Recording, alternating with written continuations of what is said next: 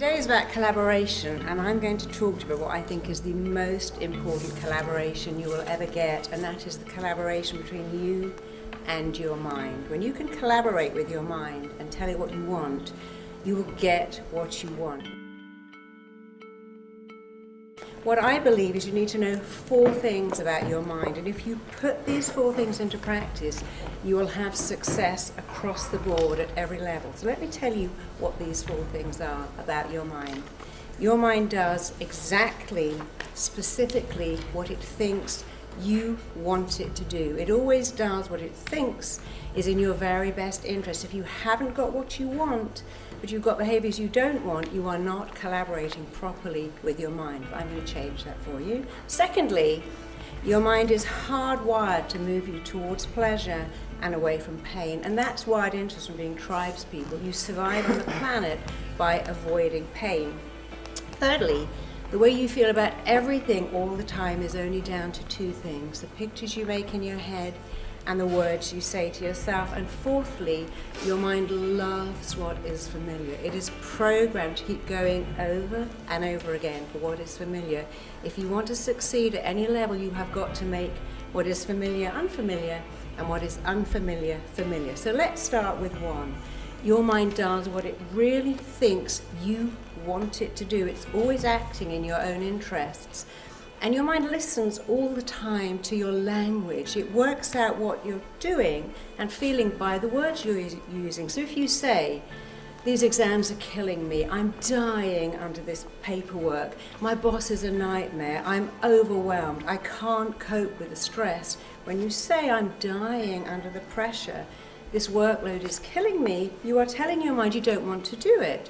And if your mind thinks you don't want to do it, guess what? It will encourage you to procrastinate, bunk off, and not apply yourself.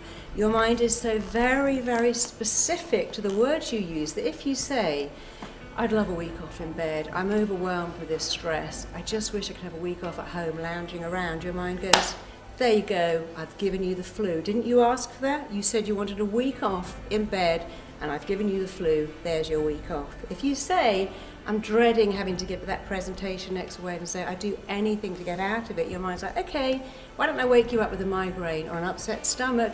There's your get out of the presentation behaviour. And that sounds a little silly, but that is how your mind works. So I worked with a footballer who came from nowhere. He was playing for not any division team, and he went straight into the Premier League. And he wasn't very tall, and he said, I feel daunted because I'm not tall. And I said, okay, so imagine you're Maradona. Do you think Maradona says that when he goes on the pitch? "I don't feel tall enough"? Of course he doesn't. Do you think Michael Owen does that? You have to change your thinking and change your words, because the pictures you make in your head and the words you say to yourself will change everything. That's all you have to do. Arnold Schwarzenegger said, "Modesty is not a word that applies to me in any way at all. I hope it never, ever does." And I love that. And Muhammad Ali said, "It's people's fear that stops them taking on challenges." I told myself I was the greatest before I even was. I believed in myself. And then guess what? I became the greatest. So what a concept. He told himself he was the best, and he became the best. But he didn't just go, "Yeah, I'm the greatest me." He trained, he worked out, he was disciplined, he believed he was the best. And I worked with the top of their game, top CEOs, top actors, top everything, top rock stars. They all have to tell themselves they are the best, because what's the opposite of that? "Oh, I'm just average, I'm not really good enough, I can't really do this, it's too hard, it requires too much commitment." I just showed you whatever you tell your mind it believes. So tell it better things. First you make your beliefs, and then your beliefs make you. And if you believe in yourself, other people will believe in you too.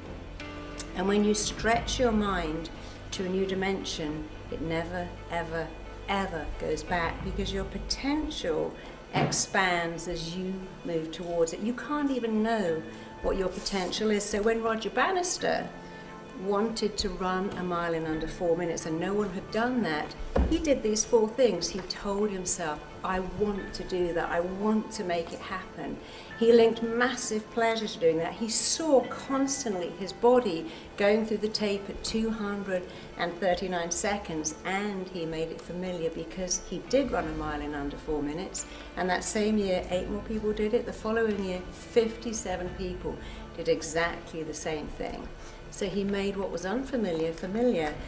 You have everything to gain by doing these 4 things. Tell your mind exactly what you want. Use really detailed, descriptive, positive, powerful words. It's not positive thinking, it's rewiring your brain for success. And that is success across the board, not just in business, not just in athletics, but in everything, even in your relationships. Link massive, huge, enormous pleasure to getting there and pain to staying the same. Change the pictures, change the words. When you have a brilliant brain, and we all have a brilliant brain, you have 2 choices. Rationalize why you feel so bad, or talk yourself out of it. I can't cope with these exams, I'm not getting enough sleep. Or change that to, this is temporary, I can do this, I want to do it, I'll sleep later. And make the familiar unfamiliar. Most important, make self-belief so normal to you that everyone else believes in you too.